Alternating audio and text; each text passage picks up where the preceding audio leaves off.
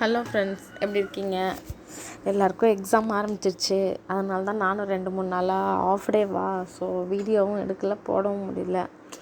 So இன்றைக்கி நான் ஒரு பொடி ரெசிபி எடுத்துகிட்டு வந்திருக்கேன். வல்லாரைக்கீரை பொடி. இதில் நீங்கள் முருங்கைக்கீரையும் போட்டுக்கலாம். எனக்கு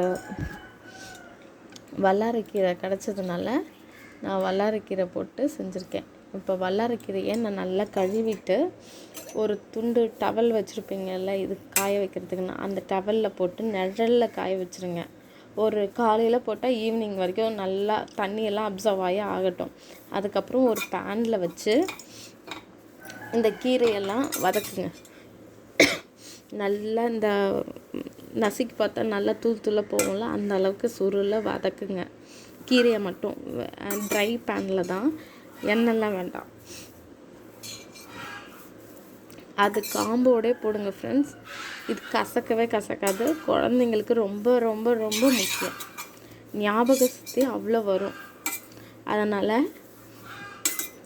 கிடைக்கிறப்பெல்லாம் இந்த மாதிரி பண்ணி வச்சுக்கோங்க. அந்த காம்போடே போட்டால் தான் நிறையா சத்து கிடைக்கும். ஸோ அதனால் காம்போடே போடுங்க. லீஃப் மட்டும் நீங்கள் போடாதீங்க, காம்பில் தான் நிறையா சத்து இருக்குது. ஸோ அதனால் அந்த நல்லா சுருளை வதக்குங்க. அது கொஞ்சம் அப்படியே அந்த இதிலே தான் வரும், கெட்டியாக தான் இருக்கும். அதாவது நமக்கு திருப்ப நம்ம கூடயே தான் வரும்.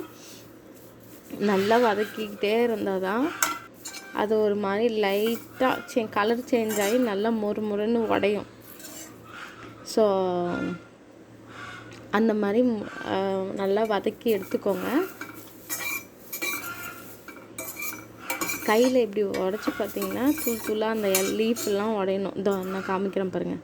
அந்த மாதிரி கையில் உடஞ்சா இது நீங்கள் துவையில் அரைச்சாலும் சாப்பிட மாட்டாங்க. ஆனால் நான் வல்லாரைக்கீரை தோசை செஞ்சுருக்கேன். என்கிட்ட இட்லி மாவு இல்லைன்னா இந்த மாதிரி நான் அரைச்சி வச்சுப்பேன். இல்லைன்னா சீசன் அப்போ நான் அரைச்சி வச்சுப்பேன்.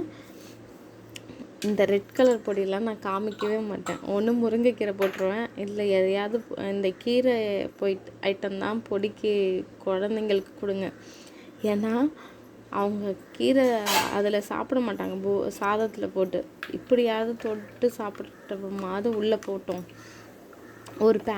ஒரு மண் சட்டி நான் வச்சுருக்கேன். நீங்கள் எதில் வேணாலும் போட்டுக்கலாம். 1 டேபிள் ஸ்பூன் எண்ணெய் மட்டும் போடுங்க போதும். நான் கட்டி பெருங்காயம் யூஸ் பண்ணியிருக்கேன். இருந்தால் யூஸ் பண்ணிக்கோங்க. கட்டி பெருங்காயம் இல்லைன்னா விட்டுருங்க. இல்லைன்னா தூள் பெருங்காயம் கடைசியாக போட்டுக்கோங்க அரைக்கும் போது. அந்த கட்டி பெருங்காயம் பொரிஞ்ச உடனே நான் ஒரு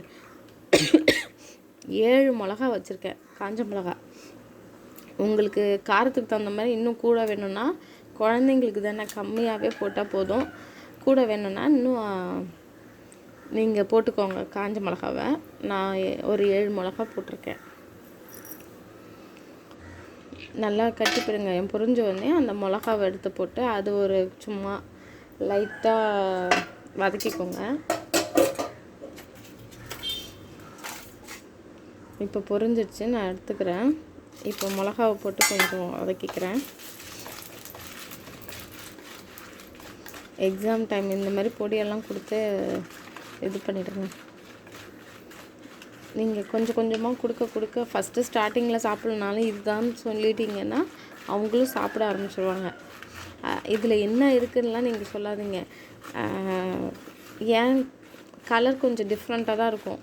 பட் ஆனால் டேஸ்ட்டு பார்க்கும்போது கீரை போட்டிருக்கீங்கன்னு தெரியவே தெரியாது. நீங்கள் சொன்னால் மட்டும்தான் தெரியும்.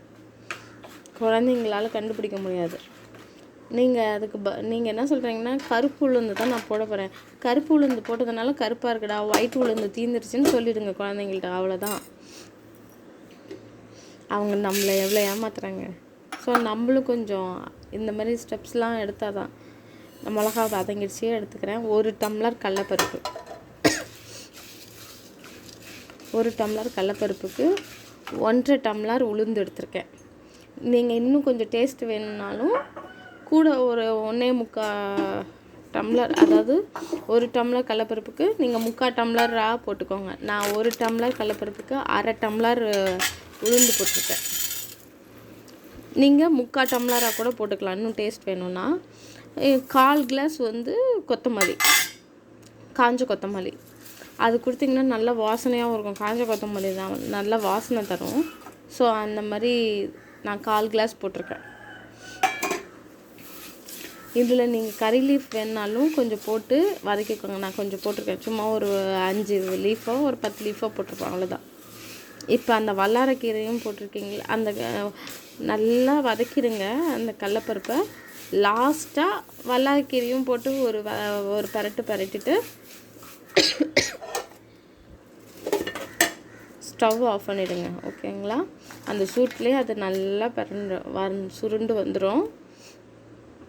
இது நல்லா கொஞ்சம் ஒரு சூடு போனதுக்கப்புறம் நீங்கள் ஆற விட்டுட்டு நீங்கள் என்ன பண்ணுங்கள், மிக்ஸி ஜாரில் போட்டு உங்களுக்கு குறை வேணும்னா அரைச்சிக்கோங்க, இல்லை நைஸாக கூட அரைச்சிக்கோங்க. ஆனால் குறைன்னு அரைச்சா டேஸ்ட் இருக்கும். Thank you friends.